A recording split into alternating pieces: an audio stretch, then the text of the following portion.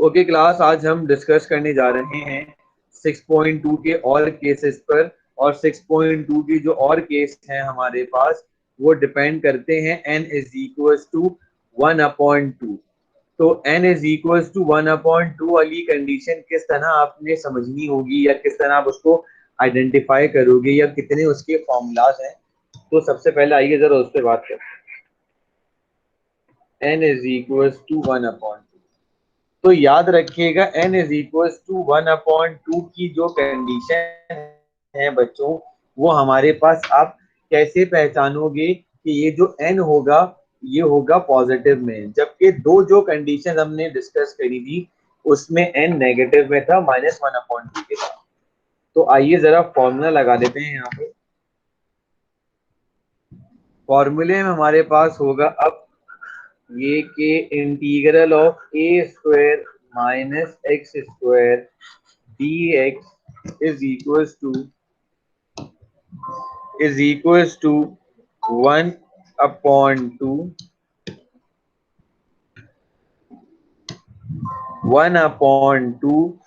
x into पूरा question आ जाएगा x square a square minus x square plus 1/2 into a square sine inverse of x upon a plus c. एक formula ये हो गया, एक फॉर्मूला ये हो जाएगा जो कि x square plus y square d x होगा। सभी कुछ सेम रहेगा, बेस का डेरिवेटिव बाहर आ जाएगा a square plus x square plus 1/2 a square, बस साइन की जगह एल एन,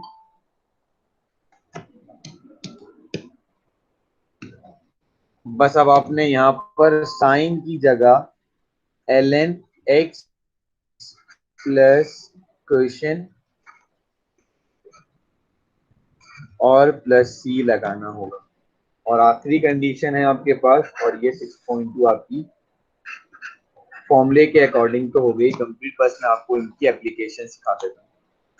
1/2 पूरा का पूरा फॉर्मूला एज इट इज रहेगा, कुछ भी चेंज नहीं है।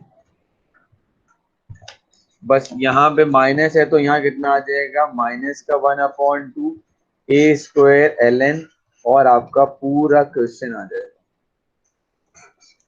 यानी कि एक्स स्क्वायर माइनस ए स्क्वायर और प्लस सी। तो आइए इनके भी जरा क्वेश्चंस हम हाईलाइट कर लेते हैं ताकि हमें आइडेंटिफाई करने में आसानी रहे। जैसे कि मेरे पास यहाँ पर जो पहला क्वेश्चन है वो है क्वेश्चन नंबर 7, क्वेश्चन 8, 8 के बाद 15, 15 के बाद 16। ये चार क्वेश्चंस हैं स्टूडेंट्स जो हमारे पास इस फॉर्मेटिंग से होंगे। तो आइए स्टार्ट करते हैं पहला सवाल। और पहला सवाल हम लेते हैं क्वेश्चन नंबर 7। क्वेश्चन नंबर 7 में लिखा हुआ है कि integration of √25 minus x square dx। तो अब हम क्या करेंगे, ए स्क्वायर किसके बराबर हो गया 25। सर फर्स्ट वाला फॉर्मूला लगा दें। अब आप लोग फॉर्मूला याद कर लें, 1/2 एक्स इज इक्वल्स टू पूरा क्वेश्चन प्लस 1/2 ए स्क्वायर खुद किसके बराबर है 25 के। तो यहाँ आपने 25 लिखा, साइन इनवर्स ऑफ, अगर ए स्क्वायर बराबर है 25 के तो ए कितना हो जाएगा 5। तो 5 सॉरी एक्स अपॉन 5 प्लस सी। जी स्टूडेंट्स, यहाँ तक क्लियर है ये क्वेश्चन या नहीं?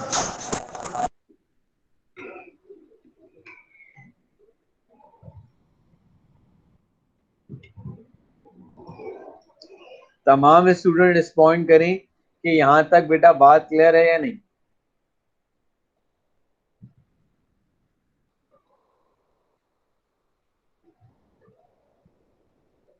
ऑलरेडी जनाब स्क्वायर है, मैंने लिख के दिखाया कि ए स्क्वायर बराबर है 25 के, तो ए किसके बराबर हो जाएगा 5 के।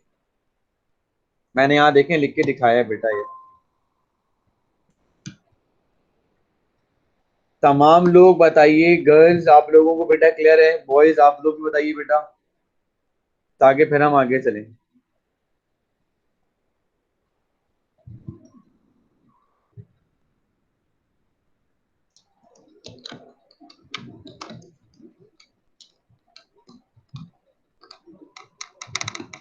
गर्ल्स रिस्पॉन्ड कीजिएगा बेटा, क्लियर है यहां तक या नहीं?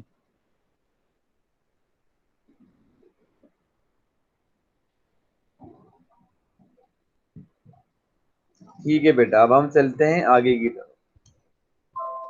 हमारा नेक्स्ट क्वेश्चन होगा,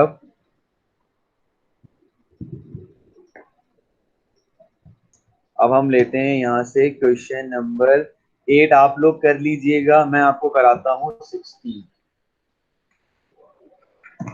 integration of 16 minus 9x square dx।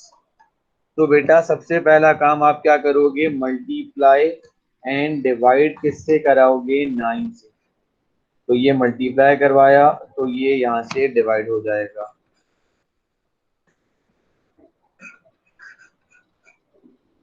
ये कैंसिल आउट हो गया, ये हो गया √9, 16/9 माइनस x स्क्वायर dx।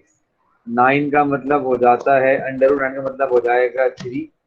अब आ जाए जरा फॉर्मूला लगाते हैं, तो फॉर्मूला सेम लगेगा जो हमने इससे पहले लगाया था, 4/3 का square minus x square dx। तो अब आपने क्या लिखना है, यहाँ पे 1/3 लिखा, फॉर्मूला लगाएंगे आप लोग, 1/2x, पूरा क्वेश्चन लिख दीजिएगा as it is, 16/9 minus x square plus 1/2 16/9 sine inverse of x upon 4/3 plus c।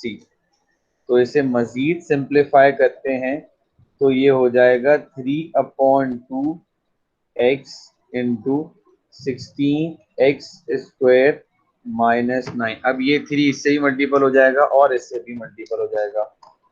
तो बच्चों 2 1 जा 2, 2 8 जा 16, 8/8 इंटू 3/9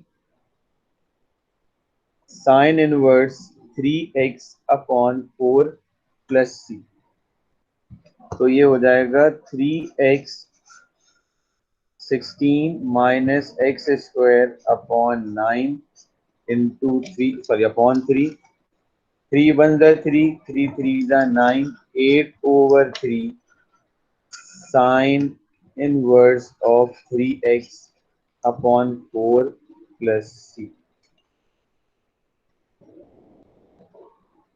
जी बेटा, ये क्वेश्चन सबको क्लियर है?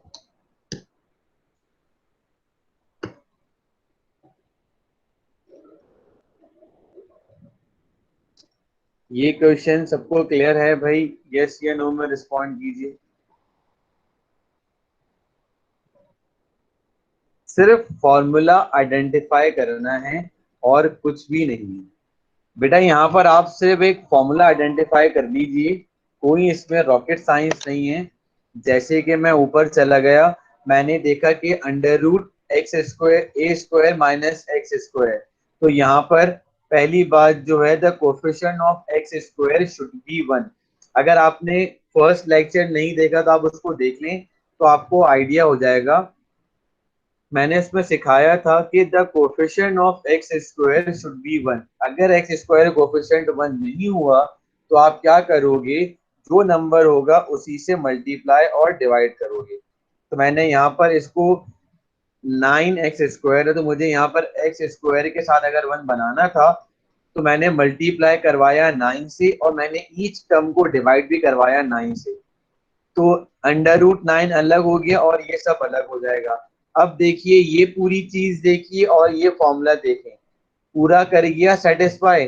अब आपने क्या करना है, ये इस फॉर्मूले के अकॉर्डिंग ए किसके बराबर हो जाएगा, मैं आपको दिखा देता हूँ कि ए स्क्वायर बराबर है 16/9 के, और एक्स स्क्वायर बराबर है एक्स के। तो ए कितना हो जाएगा 4/3, और एक्स हो जाएगा एक्स के। तो बेटा सारी वैल्यू आपने यहाँ पुट करनी है, तो आपका आंसर आ जाएगा। जी बेटा अभी क्लियर होगी बात या नहीं?